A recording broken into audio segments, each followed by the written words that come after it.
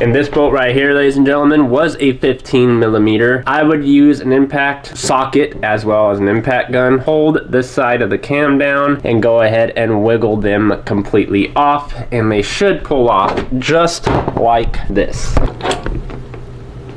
Plain as simple. Keep them in time if you're keeping them. If you're not, you're gonna have to time them anyways. In this case, I'm changing out the phasers, I'm changing out the primary chain, the secondary chain, all of it is getting replaced. In this case, I don't need either one of these. Now, inside of your intake cam, there will be a filter. That filter needs to be taken out. Make sure you take out that filter and replace it. Pretty much the same thing for the other side. You're just taking out these bolts, the 15 millimeter. Make sure you turn this. And these are pretty easy, folks. It's all you gotta do is just press down and turn. That's it. Discard it. At this point, this is where it gets a little bit stressful, but calm down, relax. It's gonna be okay. Trust me. The next thing that we have to do is this cap, the front main cap, has to come off first. Okay, I cannot stress that enough. Take the front one off first. Then you can go ahead and start removing all the rest of them. This is only if you are changing out your hydraulic lifters and rockers, which are called followers. If you are taking those out, this step goes to you. If not, leave it alone. Since you're in the timing, you might as well go ahead and replace your hydraulic lifters and followers. It's just, I guess, you know, in a term, I call it protocol. Do it so this way you don't have to run into a problem later. I'm gonna start taking out my main cap, and then I'm gonna go ahead and go back. They should be in a resting position. If you are not sure if they are in a resting position, I'm gonna show you. Right here, as you can tell, that these two cams, once you put them back in, are in a resting position to the same picture. This one should be exactly where it's at, probably a little bit more higher than that. We should be okay. This one should be exactly where it's at. This one should be right there. Your other one has a little dimple on it, which is going to be a little bit harder for you to tell, but that one should be lined up with pretty much the top of this, okay? So keep that in mind. It should be straight across it. It should be barely hanging off of it, and that's what you want. So that's how you know when they're in a resting position. If you're not sure and you have this side timed the proper way, you can take a box end wrench and give it just a slight turn. Doesn't really need a lot. If it jerks, then you know it wasn't in a sitting position. You need to make sure that it's in a resting position before you remove the caps. All right, ladies and gentlemen, so the cams are now officially out. I have all of them placed on this styrofoam box right here. It keeps them all organized. Plus, you really can't get the caps mixed up because of the little dial pins that these boogers have. So one has a larger dial pin than the other. You would match it up exactly with the head. As you guys can tell, that one dial pin slot is larger than the other. And that's how you pretty much keep them normal. The only thing that really matters is where they go. Here are my two cams. You're gonna want to inspect the cams, make sure, like this right here is questionable. This little groove on the cam lobe, as you guys can tell, but I can put my finger around it and it looks like it's just a bruise. It's good. It didn't make any indentions on the actual lobe. It's okay. I'm checking at all where the bearing cap lied too. You want to make sure that all of that is good. Right here it looks like a little bit of scarring, but not very bad. The cams are pretty good looking as far as them go. Now, inside your intake cam, you're gonna have this filter. Change this filter out. So get a pick it out, and then replace it. Which, by the way, like I said, Summit sent me out 2 new ones. That being said, now that I have all of my hydraulic lifters and my followers in the oil, they've been oil sitting for about a week and a half now, so I'm pretty sure they're lubed up to the max they can get. We're gonna take out all the ones that are in here. Guys, there's a lot on one side. Take your time, take them all out, and replace them. Here's all 16 hydraulic lifters and followers. You can go ahead and inspect them so that way you know. All of these seem to be okay. I really didn't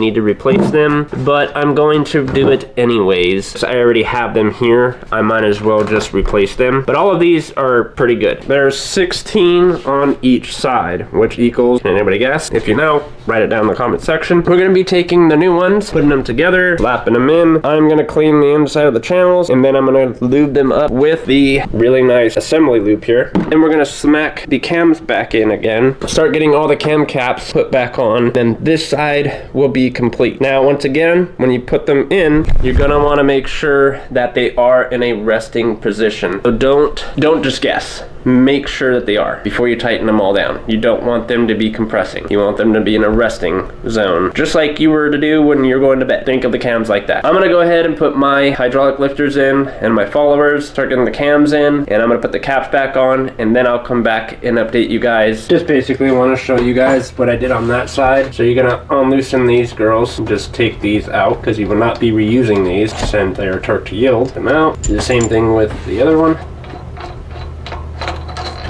Go ahead and grab your phasers, rock them back and forth until they come out, and that's pretty much what they should be. I put them in the box. I already did the pleasure of turning this one already prior. You're gonna take this first cam cap off. Using nuts cut an 8mm. Mine are definitely in a resting position. And like I tell you guys, if you're not sure what the resting position is, I'll show you that real quick before I do anything, and then we'll come around and look and make sure that they are in their rested position.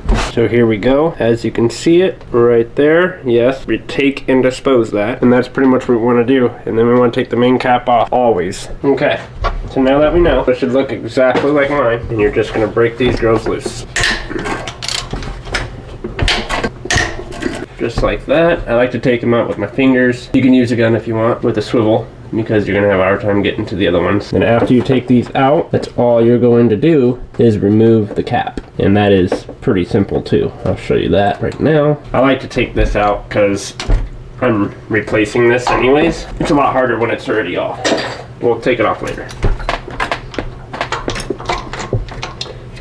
It stays in the same direction, and I'm gonna put it on the box. Now we're gonna do all those. Same thing with the caps.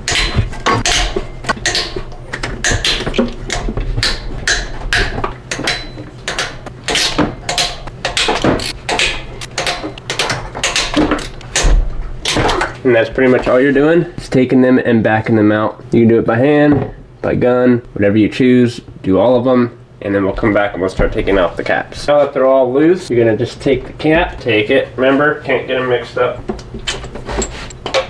They will get stuck, and if they do, just pry it up at the edge. And what I mean by the edge is right there. Pry it up a little bit, help it out. Not too hard of a pry though. Don't mess your bearings up. You can always get new ones. They're not cheap. This one is a hole where your high pressure pump is on, and I just dropped the roller. Technically, you're supposed to replace this. If I were you, since you're in here, you might as well just replace it. And that one's really hard to get wrong. All right, now that all your caps are gone, take your first cam, hold it like you love it, gently. Hold it like you love it. And then I'm gonna go put this over there on the table, and I'll come back for the second one. Once again, hold it like you love it. Careful. Cams are extremely important to the motor. Make sure you don't drop them. If you drop them, the cam is fried. Go get a new one. I wouldn't have been trusted, to be honest. I would literally just go get a new one. Basically grip it. Now with all of your hydraulic lifters, they just pull out. Very simple. Ford actually has a new design to these, which I will show you. So here is the OEM one, where it has this lip here, and we did mine by bin number. Ford got them wrong. I already told them they're gonna owe me a new motor. And there's that side. That one was kind of stiff, bearing on that other one. I'm not saying that they're bad, but since I'm in here, I'm just gonna replace them. They can handle a lot unless you throw a lot at them. Sometimes the bearings can fail. Here's the other side, and now I'm gonna go grab a new one and show you the difference between the old one and the new one. Two main differences. The bearing on the new one is definitely a little bit smaller, and also there is no heel. I don't know if you guys can tell that. Is it different? I'll hold it right where the hydraulic lifter sits. The old one is right here, and the new one came in frame right now. I'm guessing they upgraded them, since sometimes they do fail. I wanted to get the ones off of the Boss 302, but they're all on back order. Sucks. Now at this time, these are pretty easy. I can get a hydraulic lifter. Now the hydraulic lifter has a little seat in here, and what you'll do is you'll clamp it all the way down. I'm not going to push it on the new one. Sit it all the way down and it will dangle. This part right here goes on top of the valve, and it will just sit there. Make sure it's on top of that valve. You do not want to make that mistake when you put your cam back in. They might seem like they might fall off, but trust me, they won't. So stick them in here. Make sure that you have them soaked for a few hours before you put them in, and then go ahead and start dropping them in the holes. Line them up, place your cam back on, and then once I do that and I place my cams back on and my caps back on, I'm not going to tighten them yet. That will be on the next portion of the video. I'll get all that done, and then we'll come back The next day, I have to warranty out my inch-pound wrench. It's temporarily down and broken. Once I do that, I can finally start torquing down all of the caps, and that pretty much does that. But also make sure you lube each bearing. I like to also drop some of that lube onto the follower too. It's just a safety precaution for me as well. So I'll drop some on here, I'll drop some on the cap, I'll drop some on the main cap, so when I slam the cam down, it is barricaded in lubrication. You don't want it to be a dry start. That will extremely suck. So make sure that you have everything lubed. That's all I can stress about. It's about that time to go ahead and start torquing down the main caps to the cams. You're gonna wanna make sure that your driver's side looks just like that. It's exactly what you want them to be. And if you're not sure, here's another one that I can share with you. That's exactly what your cams are supposed to look like. Inspect all of your lifters and rollers, such as known as followers. This is going to be the guide for how you're gonna put them on. So you're gonna wanna put them on this way, hand tight obviously, and then do your last cap last, hand tight. At this point, you're gonna start torquing them down in a sequence.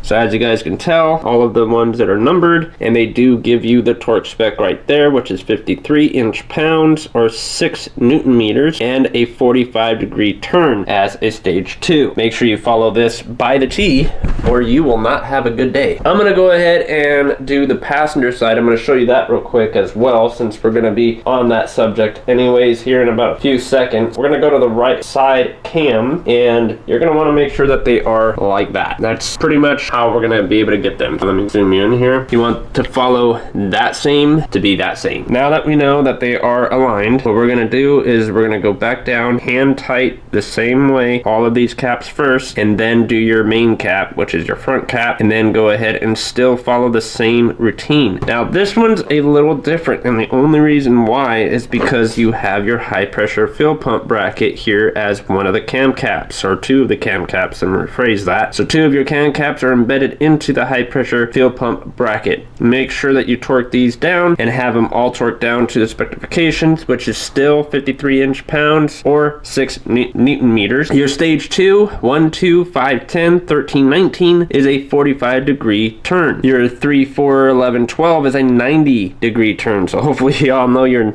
degrees. Or, I mean, if you go off a little bit, it's okay, but not a lot. You just make sure that you do it the correct way and follow the diagram. If you're not sure on how your degree should be, Google it before you even start doing this kind of stuff. So that way you're more familiar with your degrees. And if you aren't, you shouldn't be working on a car. Just saying, you shouldn't be working on a car. Everything that has to do with cars involves 90-degree turns, 150-degree turns, or whatever the degree turns may be. There's all kinds of degree turns that you have to do with certain bolts. You're going to want to make sure you do your homework. I'm going to go ahead and start doing my side. I showed you exactly what you have to do. I'm going to get mine buckled in and down. I got to start getting the oil pump gear put in tonight, so we're going to jump over there once I'm done over here. And then we got the phasers I still got to put on, and the primary chains. I got to show you how to put that reverse chain onto the driver's side before it likes to put it on the reverse side. Then what we're going to do after that segment is we're going to start jumping into timing the motor. Now, timing a Coyote is very crucial. You don't want to mess this up. I'm going to try to show you guys here on camera the full step on how to time this Coyote. Here is the oil pump gear housing. This is the gear that we're going to be putting in, and it is a T30.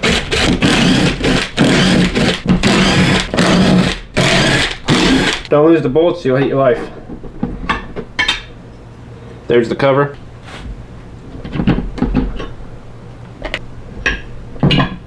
And there is the unforgiven oil pump gear that will break. Clean them off from all that machine work. You want to take your lube, and I like to just pour a shit ton on these gears because, well, this one honestly, guys, is think of it as your heart. So this is pretty much the heart to the motor. I just heard something over there at my car. I'm gonna go check here in a minute.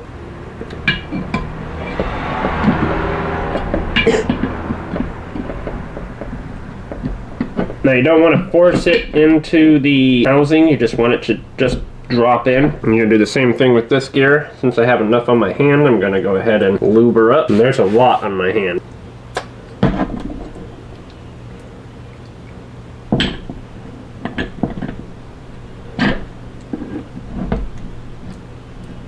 That's gonna ride really, really good in there now. You wanna take your cap. I like to squeeze just a little bit more on the top of the gear. I 100% don't want this gear starting cold or dry, is what I mean. You're gonna place your cap back on. There is a torque spec for the oil pump housing.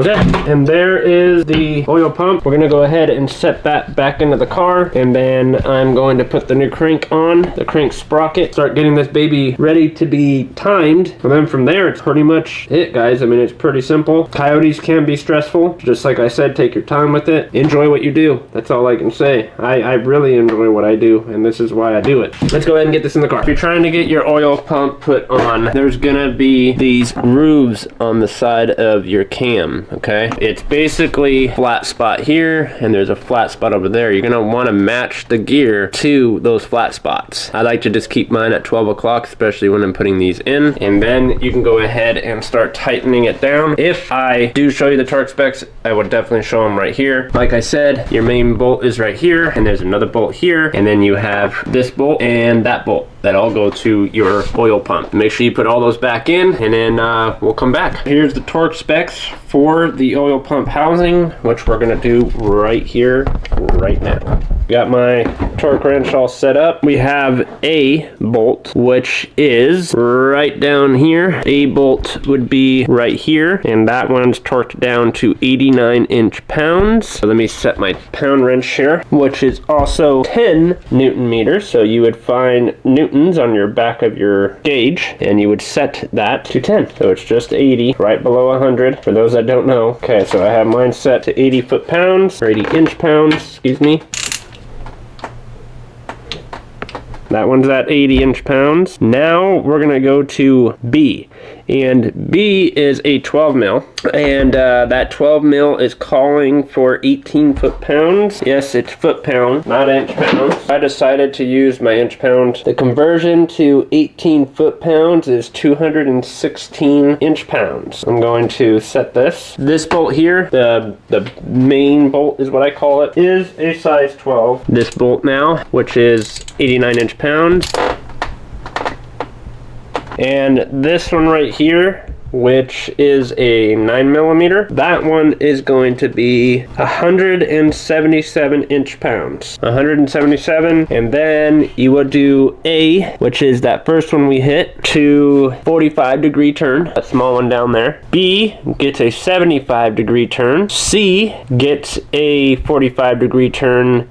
And then D, which is the last one we're working on, and that one gets a 60-degree turn after you're done torquing them all down. It is time, finally, to get these phasers put back in on the driver's side. We are definitely going to do the passenger, but I just wanted to come on camera to show you guys how the driver's side will actually work. You're going to follow the same design on the driver's side. There is nothing different between the driver and passenger, okay? So what I do on the driver's side is going to be the same on the passenger. As you guys can tell, you want to line up your primary timing chain here and get it aligned with these timing marks. Your first link should be on this timing mark, which this is your exhaust VTC, and this is your intake VTC, known as a phaser. You're going to follow that exactly. 2 links will match up with the timing mark on the VTC. You want to make sure that that is accurate to all specs. Take your time if you have to. Go ahead and pause it here so that way you can review this and make sure that you get this step done. Once again, Gen 3, critical.